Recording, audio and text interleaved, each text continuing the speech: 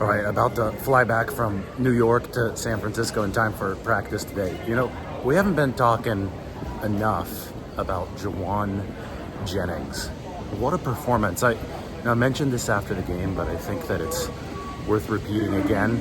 There hadn't been a 49ers receiver since Jerry Rice in '95, Monday Night Football against the Vikings, with at least 10 catches, at least 150 yards, and 3 receiving touchdowns in one game until Jauan Jennings did. I mean, he went prime Jerry Rice, hybridized with prime T.O. And people forget this because Jauan was a 7th round pick, just like Brock Purdy.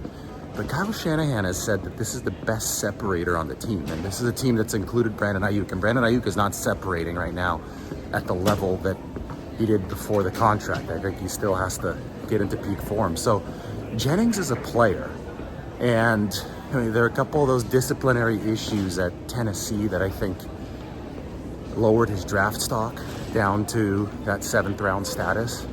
But high school quarterback who just dominated. I mean, I've written pieces about Jauan Jennings over at Blackman High School in Murfreesboro, Tennessee, and I interviewed him there. I've gone to his football camp 2 years in a row, right before the start of training camp. And the stories from Blackman were awesome. He would will those guys to victory. There's a game they won 43-42 where they were down by almost like 30 points. Jauan Jennings would not let them lose. Tennessee, he got kicked off the team when he basically said what everybody else was thinking. Social media tirade against the coach who'd get fired. When the new coach came to Tennessee, Jauan got back on the team because all of his teammates went to the new coach and they said, we need this guy on our team. He is a player that you do not want to live without, and probably a player that opposing teams hate because he gets under their skin. But it's not just the blocking with Jauan Jennings. It's not just a dog there. He is a bona fide A-list receiver. I mean, you don't put up those kind of numbers, 175 yards, 11 catches without an A-list skill set.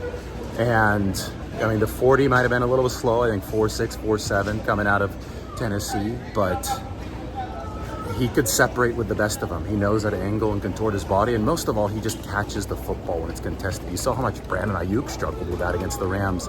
Jauan Jennings did not struggle with that against LA at SoFi Stadium. So the 49ers have a weapon, and they have him at a bargain at under $10 million. The reason they were able to get him at a bargain is because they have so many other weapons, and he hadn't been able to put up the type of numbers that would warrant 20 plus million, but that might be in Jauan Jennings' future. The best news for the 49ers is that he's under contract through 2026. So 3 seasons, including this one. Now, here's the next thing about Jauan Jennings. Talked about him being a 7th round pick. Brock Purdy being a 7th round pick. Well, what we've seen from Brock Purdy's already been history. Jauan Jennings and Brock Purdy, both 7th rounders, dominating the way that they did the other day. That is special. All right, here with Jauan Jennings, his football camp. It's turned into a big deal, Jauan. This year you were able to give back $10,000, 5 to the football team, 5 to the cheerleaders. What did it mean to give back to Blackman High School this time around? Just thinking about the memories of me walking through the hallways, playing football on this field, getting cheered on by these cheerleaders. My whole high school career, that just means everything to be able to give back and just see the smiles on the kids' faces.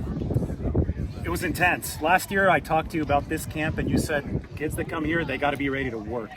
Tell me about the importance of work in your career. It takes you anywhere you want to be. I wasn't always the fastest.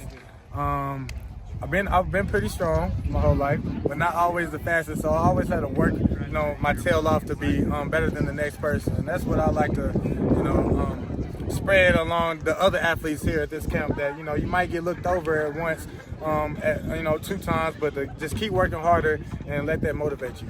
You guys added one-on-ones this year at the end, so that's a little preview of training camp coming up here for the 49ers in a couple days. But you got to throw the football during one-on-ones. You've thrown your share of footballs on this field. You used to play quarterback at Blackman. Best memory throwing the ball on this field?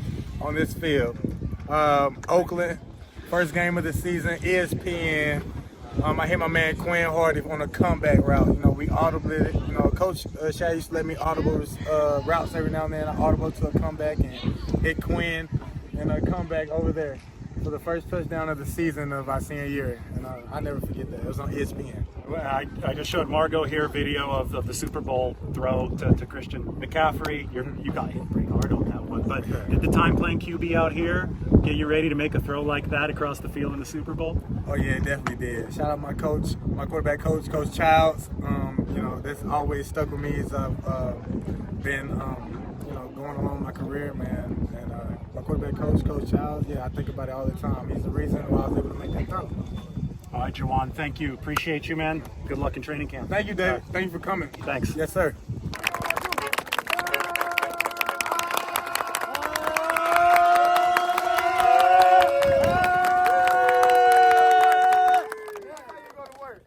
Whatever school y'all go to around here, I don't care.